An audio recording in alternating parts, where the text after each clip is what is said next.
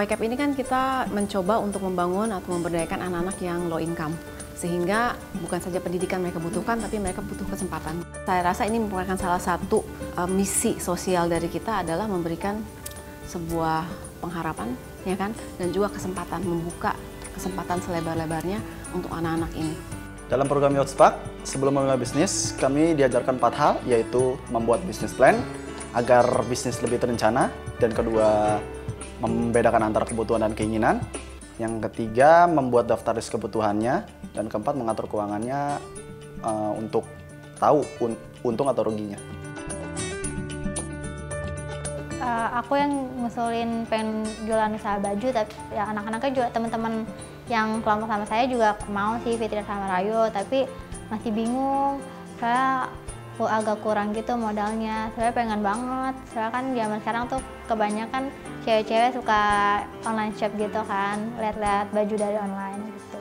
Terus habis kita mikir-mikir lagi, kita ulang lagi mikir, itu kayaknya kalau usah deh modalnya cukup gede. Terus yaudah kita mikir jual pulsa aja.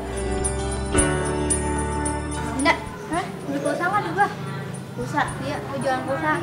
Berapa? 6,5 kalau yang goceng. Semua operator kok. 10.000 ya? Ya kalau 10.000 11.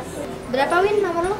085 71 71 624 8325. Ngomong-ngomong, bayaran ntar deh. Pas gue di atas. Duit gue di sana. Jangan gak dibayar lu, ngutang-ngutang mulu. Apaan ngutang sih? Bukan langsung bayar. Gimana? Ada yang ngutang nggak? Apa? Ada. Siapa lagi yang ngutang? Ipei, biasa tuh dia ngutang mulu. Lu gimana sih mau aja di kami ya? Gimana bangkit, kita bangkrut, miskin. Gagal sih urusan biasa ya kan dalam hidup.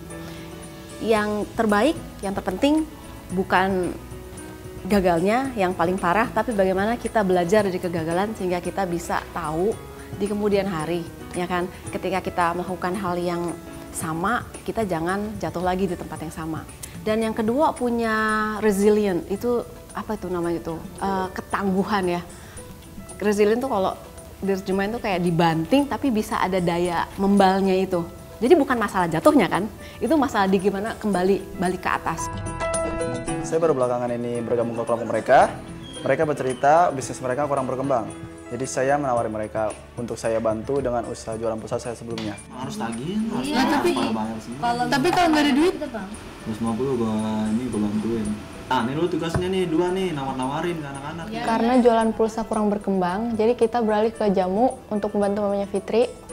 Karena usahanya udah ada, jadi mungkin bisa lebih berkembang lagi usahanya. Kalau udah mendidih, pokoknya jangan diangkat aja. Dilebihin 10 menit apa 1/4. Emang mau bantuin jualin, adek? Iya, kita mau bantuin kok, Bu.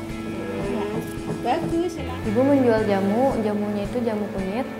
Ibu kalau ada yang mesen, kalau ada yang mesen doang sih, ada yang mesen baru ibu buat nganterin ke rumah-rumahnya. Bantuin bisnis ibu jualan jamu itu kayak cuman masarin doang, nawarin ke orang-orang, terus nambahin modal juga sih ke ibu, nambahin modal 100.000 buat modal jamu itu. Setelah berbisnis pulsa dan beralih ke bisnis jamu, pendapatan agak lebih bertambah sih. Saya dan teman-teman mendapatkan uang jajan lebih dan bisa ditabung juga.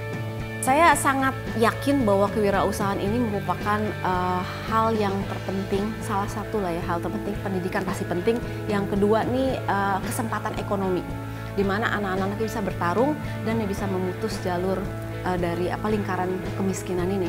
Karena dengan usaha ya kan, dia bisa punya daya entrepreneurial tinggi, di mana mengembangkan usaha sehingga dia bukan di labor market gitu. Itu tuh yang paling penting. Dan mereka tuh kalau bisa mulai dari underground masuk ke formal ekonomi UKM misalnya. Dan saya pikir itu yang menjadi leverage pembangunan Indonesia.